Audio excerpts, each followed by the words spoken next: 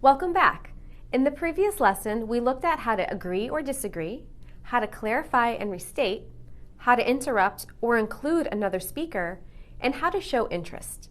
In this lesson, we are going to apply what we learned to different situations that could actually happen during an online video conference. We will also talk briefly about some cultural considerations. By the end of this lesson, you will be able to be more aware of cultural differences you may have with other speakers and apply group discussion language appropriately for different situations during a video conference. And by the end of the lesson, you will have the opportunity to create and practice your own video conference scenario.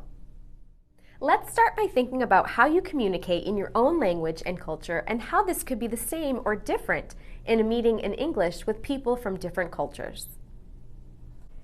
In your culture, is it important for you to use titles like Mr., Ms., Doctor, or Sir?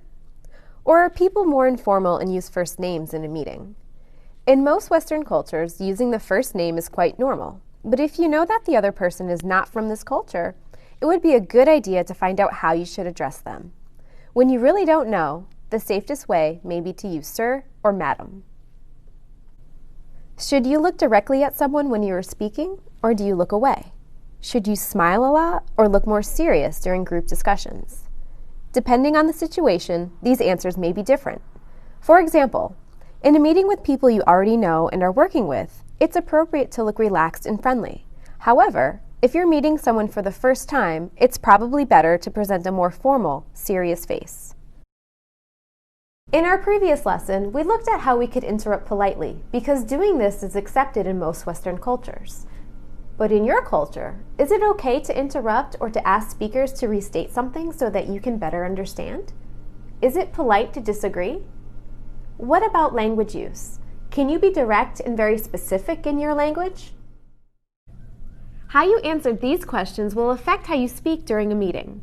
It's important to remember that group discussions in English with people from different cultures will probably be different in some ways than you are familiar with. By paying attention to other speakers and by using typical group discussion language, you should find that you have good conversations and avoid mistakes. It's also a good idea to do a little research about the other cultures so that you are aware of some important things to do or avoid before you start the meeting. Now, let's look at some video conference situations. Here's the first situation. When I pause, think about what type of response you should make and the correct language to use. Then, check your response when the appropriate expressions appear on screen. Here's the first situation. After discussion, a speaker suggests using a new social media platform for advertising and asks for the group's agreement. Okay, we've discussed some different social media to use for our campaign. It looks like this is the best choice. Does everyone agree? What type of response is the speaker looking for? That's right. He or she wants other members to agree. Here are some examples.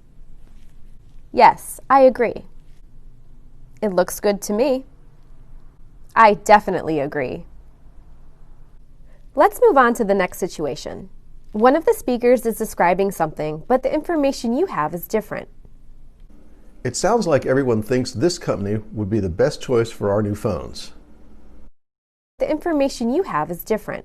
What can you say in this situation? If you said disagree, you are correct.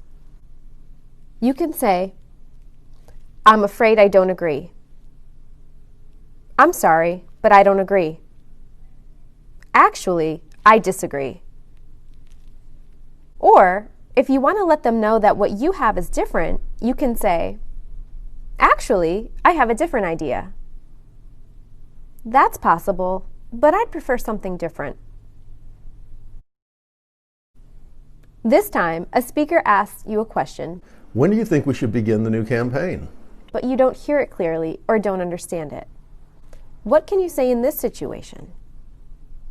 Good. You will need language to clarify. You can ask questions like, excuse me, I didn't hear that. Could you say it again?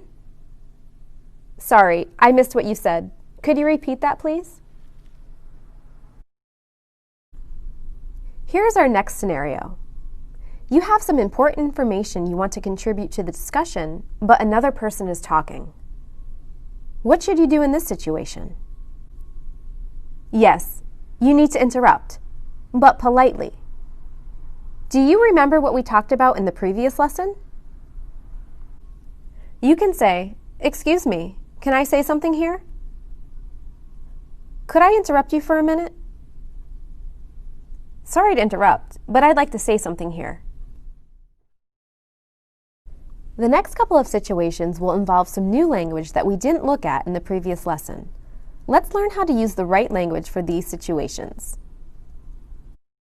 You notice that one of the people at the meeting is very quiet or may have been disconnected. What should you do in this situation?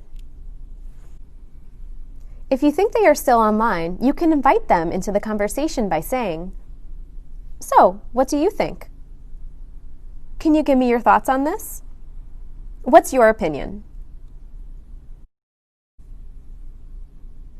Or, if you think there is a connection issue, you can ask, "Excuse me, can you still hear us? Excuse me, are we still connected? Is there a problem with your connection?" The meeting is going very well and is very interesting, but you need to leave all of a sudden. What can you say in this situation? "I have to leave now for another appointment. I'm sorry." "I'm very sorry. I'll have to continue this discussion at a later date." "Excuse me, something important has just come up, and I have to leave. I'll be in touch very soon." Let's do a quick check of your understanding. Well done!